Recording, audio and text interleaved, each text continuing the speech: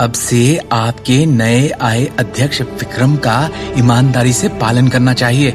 आखिरकार वो कंपनी के तहत छोटे कारखानों के साथ समान व्यवहार कर रहे हैं। सही कह रही हो तुम। अखिल असहाय होकर हंसा।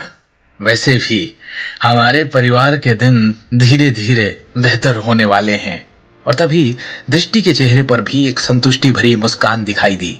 अब उसके चेहरे पर पहले की तरह थकान नहीं दिख रही थी और आखिरकार परिवार में माहौल काफी अच्छा था। दृष्टि, मैंने समाचार देखा जिसमें कहा गया था कि कैसे नए आए अध्यक्ष विक्रम टोकस नए और यंग लोगों को मौका देना चाहते हैं, आगे बढ़ाना चाहते हैं और बड़े पैमाने पर ज्वेलरी डिजाइनर्स हायर करने वाले हैं। और तुम तो उसमें एक्सपर्ट हो, तो तुम क्यों नहीं इस बारे में सोचती? जो गहने तुमने डिजाइन किए हैं उन्हें लेकर जाना चाहिए। शिवम ने लापरवाही से एक अखबार को पकड़े हुए कहा। तुम तो दिन भर छोले कुलचे भेजते फिरते हो, तो तुम्हें गहनों के बारे में या इस बिजनेस के बारे में कैसे पता? सिमी ने शकी अंदाज में पूछा। दृष्टि को इस मामले में तुमसे मार्गदर्शन की कोई आवश्यकता नहीं। शिवम ने बस एक अजीब सी मुस्कान दिखाई और जवाब में ज्यादा कुछ नहीं कहा। वो जानता था कि उसकी पत्नी दृष्टि ने अपने कॉलेज के दिनों के दौरान गहनों और जेड डिजाइन में महारत हासिल की थी। अपनी पारिवारिक पृष्ठभूमि के अलावा वो उस स्पेशल करियर को लेकर भी बहुत ही भावुक थी। आखिरकार उसने दृष्टि को अपने कमरे में गहनों के डिजाइन तैयार करने से पहले अनगिनत बार स्क्रैप पेपर की गेंदों के टुकड़े टुकड़े करते देखा था। शिवम को हमेशा से यही लगा कि दृष्टि ने हमेशा एक प्रसिद्ध ज्वेलरी डिजाइनर बनने का सपना देखा था, जो आगे चलकर इंटरनेशनल गहने बनाए। हालांकि दृष्टि उसकी फैमिली के नारंग के आभूषण समूह में केवल एक साधारण कर्मचारी थी। अमिताभ नारंग, जो निदेशक मंडल के प्रभारी थे, उनके द्वारा दबाए जाने के बाद उसके डिजाइन ड्राफ्ट को हमेशा की तरह कभी भी प्रबंधन द्वारा एक्सेप्ट नहीं किया गया था।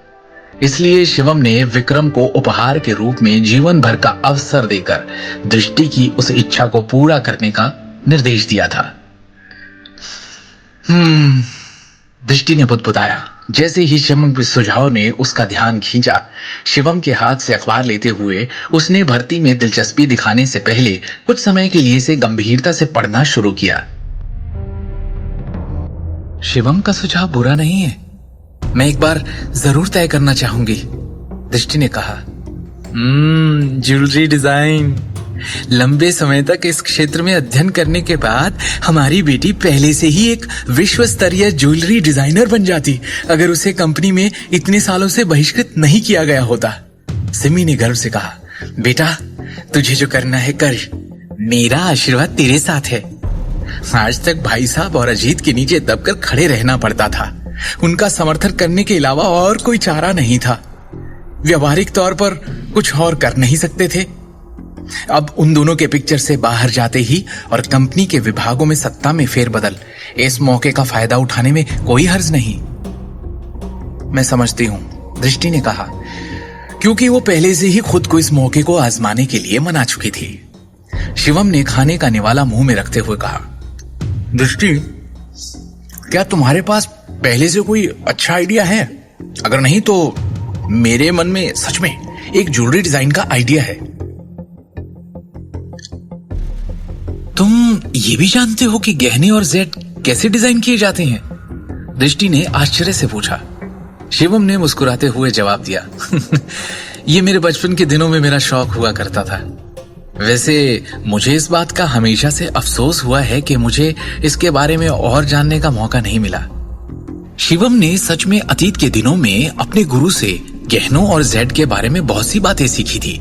दृष्टि ने रुचि के साथ कहा, मुझे इसके बारे में बाद में आराम से बताना। खाने के बाद दृष्टि अपने कमरे में लौटी और अपने कबर्ड में से ज्वेलरी डिजाइन के ड्राफ्ट्स के कुछ स्क्रॉल्स निकाले और जाने से पहले शिवम को बोलती हुई गई, शिवम कुछ देर के लिए मेरे कमरे में आओगे प्लीज? अखिल और सिमी ने हैरत में एक दूसरे की तरफ देखा। आगे की कहानी जानने के लिए देखिए अगला एपिसोड सिर्फ पॉकेट एफएम के यूट्यूब चैनल पर और शिवम द हिडन वॉरियर के सारे एपिसोड्स को सुनने के लिए डिस्क्रिप्शन में दी लिंक से डाउनलोड करें पॉकेट एफएम ऐप।